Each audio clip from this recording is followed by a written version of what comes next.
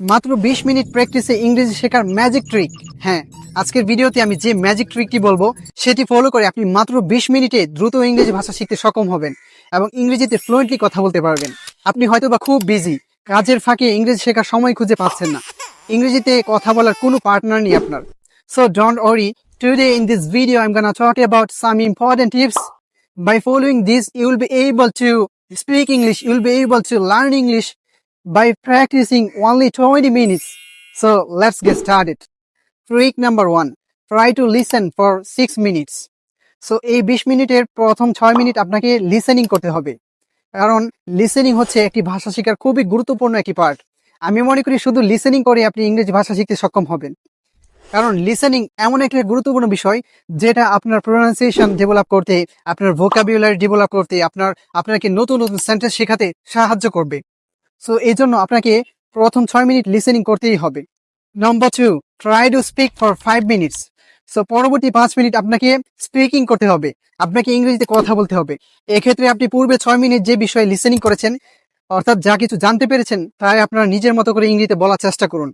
দেখুন, আপনি যত বেশি স্পিকিং করবেন তত বেশি স্পিকিং স্কিল বৃদ্ধি পাবে।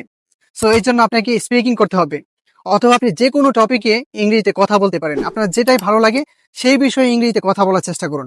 Number 3, try to read English for 5 minutes. So পরবর্তী 5 মিনিট আপনাকে ইংরেজি রিডিং করতে হবে বা ইংরেজি পড়তে হবে। এক্ষেত্রে আপনি প্রাথমিক অবস্থায় বাচ্চাদের ইংরেজি ছোট গল্পের বই বাছাই করতে পারেন, কারণ বাচ্চাদের ইংরেজি গল্পের বইগুলোতে একদম বেসিক লেভেলের শব্দ থাকে, বেসিক লেভেলের সেন্টেন্স ইউজ করা হয়, যা আপনাকে ইংরেজি শিখতে অনেক বেশি সাহায্য করবে।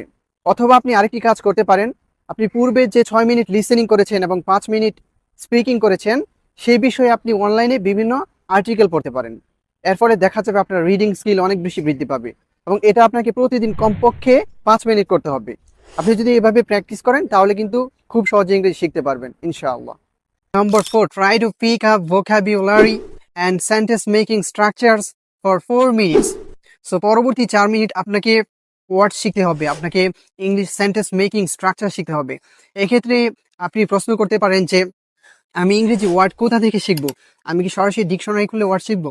সো আমি আপনাকে কখনো সরাসরি ডিকশনারি থেকে ওয়ার্ড শেখার কথা বলবো না।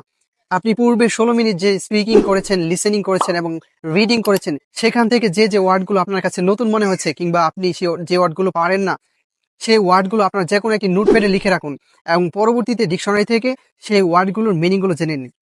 সো আমি গ্যারান্টি দিচ্ছি, আপনি যদি এই পদ্ধতিতে প্রতিদিন 20 মিনিট ইংরেজি চর্চা করতে পারেন, তবে আপনার ইংরেজি ভাষার দক্ষতা 20% থেকে 70% পৌঁছে যাবে ইনশাল্লাহ। আপনার কনফিডেন্স লেভেল অনেক বেশি বেড়ে যাবে ইনশাল্লাহ। সো আশা করছি এই পদ্ধতিটি আপনি ফলো করবেন। আর এই ধরনের যদি আরো গুরুত্বপূর্ণ তথ্যবহুল ভিডিও পেতে চান, আপনি যদি খুব দ্রুত ইংরেজি শেখার গুরুত্বপূর্ণ টিপস ও ট্রিক্স জানতে চান, তবে অবশ্যই আমাদের চ্যানেলটি সাবস্ক্রাইব করে আমাদের সাথে থাকুন। তো সবাই ভালো থাকবেন, সুস্থ থাকবেন। আল্লাহ হাফেজ। আসসালামু আলাইকুম রহমতুল্লাহ।